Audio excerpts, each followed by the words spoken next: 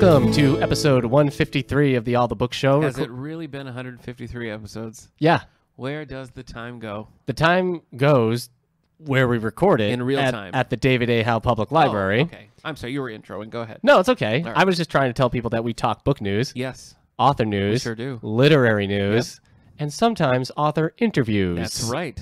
Would today be one of those sometimes? It is if I'm Eric Mickles. And I'm Nick Gunning. Which means it is. That's right. There we go. So, as our listeners know, we're in the midst of the summer reading program, and the theme this year is Libraries Rock, which is a very 90s theme, I think. You think so? I do. More than 80s?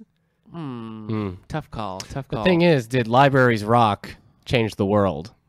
And is Libraries Rock dead? I see, right. Long live Libraries Rock! Yes, I get it. Thank you. So it is a music theme. So all of our book clubs have been music theme, including the YA for Adult Book Club, which is Nick and Nora's Infinite Playlist by Rachel Cohn and David Levithan.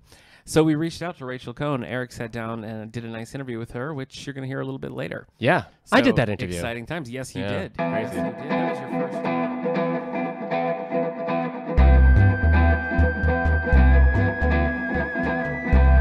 All the Books presents Author Spotlight. Right now we're doing our summer reading program, and the theme is based around music. And so we're using Nick and Nora's Infinite Playlist as our young adult for adult book club. Great. So this Thank is you. this is where we get adults, because we know they're out there reading young adult books, so we get them to come in and talk about young adult books and not keep it a secret. So we're looking forward to our book club discussion about that, but we thought we could ask you a few questions and bring it up during the book club as well. Sure. Okay. So the first question I have for you is how did you go about writing teen characters for teens? Because I always find that teens can pick up on phoniness a mile away, and it seems very daunting to be writing for them about them. I think every writer has what comes naturally to them well. It's probably put that grammatically incorrect, but I often liken it to like when you first start writing, it's like a pendulum swinging back and forth, and eventually it finds its center.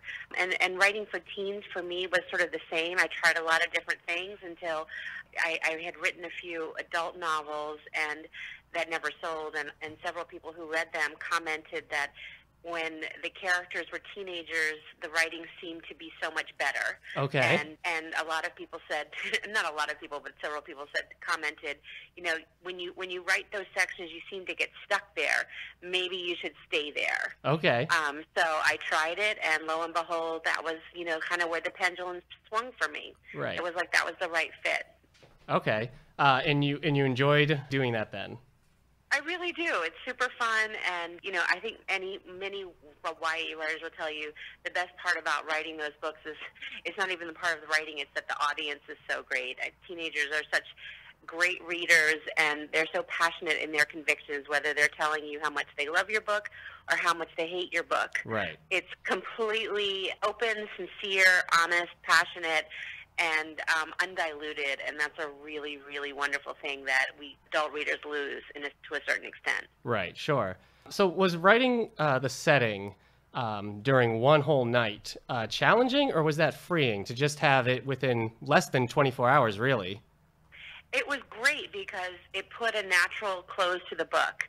Like, we always knew that it was a book just about one night. Right. So it wasn't something like a project that could go on into infinite. And we couldn't just keep going. Right. You know, we both knew that that night was going to end, and it was just a case of, you know, whose chapter that would end on and where that would be. Okay. Did you always know whose chapter it was going to end on? Yeah, I mean, we alternate chapters. We kind of figured this out along the way. We started doing it on a lark without any really plan or mission, and it turned out that is exactly the best way that we work together. Right. And that's that we have a basic premise, and we alternate chapters. And in almost all of our books, except for one, he's taken the male point of view, and I've taken the female point of view. So if he starts the book, I finish the book. Right. So in the case of Nick and Nora, and this was just the first one we did, and right. so, and again, we didn't have any plan, but we were lucky that, you know, we knew that basic setup, and we also knew that the night had to end. So, but we tend to, as then and still now, we don't really discuss the books that much while we're writing them. We just sort of play with it and see where it goes. And he sends me a chapter, and I just pick up where he leaves off, and vice versa. So, as writers, we ourselves never know where it's going to go. Right. The only thing I will say as a plan is that when we were writing Nick and Nora, when it was getting close to the end of the night, and I had a very clear in my mind where I wanted it to end. Right. The only thing I said to David, I said, do whatever you want with your chapter, just please don't take them back to New Jersey.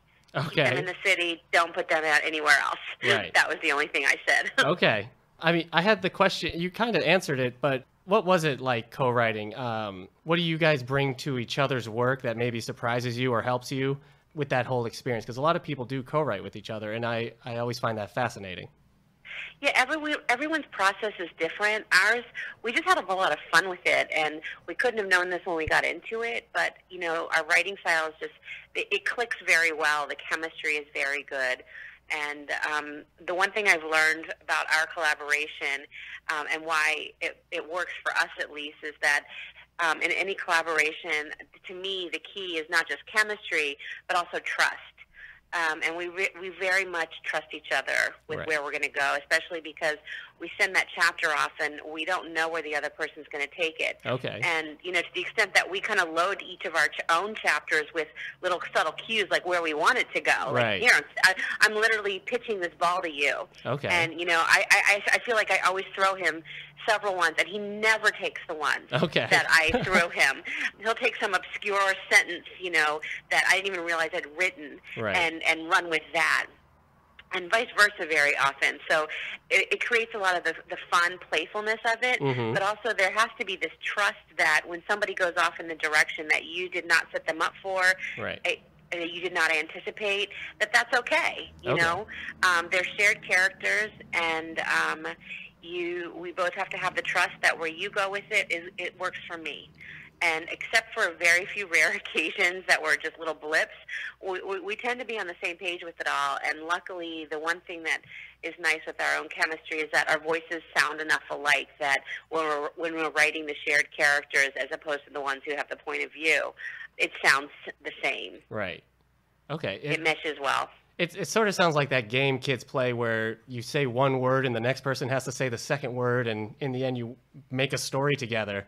So Yeah, that's a good analogy. That's very true to what it is. okay. It's ridiculously fun. I mean, that's the difference Right. between writing a collaboration, especially with him, versus writing my own books, is that when I go to write my own books, I always think, like, this is work. Okay, sure. Writing with him is just Yeah. pure pleasure. It doesn't feel like It's a twice chore as at much all. book. Yeah, exactly. And you're only responsible for half a book. Right. So it's even better. It's not Yep. that intimidating thing before you're like, oh my God, I have to write a whole book. It's like, no, we have to write a few chapters. Okay. It doesn't feel nearly as daunting. Right. So I'm not sure how you want to answer this, but how much of your own teen years are in this book? Not a lot. I mean, I often say that some of the characters that I write are projections of who I wished I'd been. Okay. I was pretty introverted and shy and didn't really get out a lot. Right. But I did I went to college in New York City when I was 17 years old. Okay. And Nora's Night, I never had one exactly like that, Mhm. but I certainly had my share of all-nighters wandering around Manhattan and going to hear music and hanging Right. out with friends and just, letting the night happen rather than having a plan for it. Sure. Okay. I guess then my last question is, I find books to be the trickiest medium to include music in them because you're leaving the responsibility up to the reader to then go out Yeah. and find that music. So what was that challenge for you? What was that like? How did you go about it? I guess both of you, you and David, how you guys decide to include music in your book. Well, we have a rule, and that is that when we went through the editing of this particular book and deleted some musical reference and kept others, Right. and the one rule was that whatever the reference was, either had to stand the test of time, whether because it was so good or so bad. Okay. Either one, but nothing kind of in the middle. And then I did give Nora the conceit of having a father who was a record producer. Right, So sure. that gave her the ability to have, I think, more obscure knowledge than maybe other similar teens might have had. Right. The idea being that she would have been exposed to so much growing up. Sure. Okay. Well, that's all the questions I have. I thank you so much for doing this interview for us. I think It's my pleasure. I think our book club and our podcast listeners really appreciate it. So thank you very much. You're very welcome. I hope you all enjoyed it, and thanks for choosing Nick and Nora. That was great. It was. Well done. Our thanks to Rachel Cohn. And next week we'll be talking to Tess Gerritsen. Okay.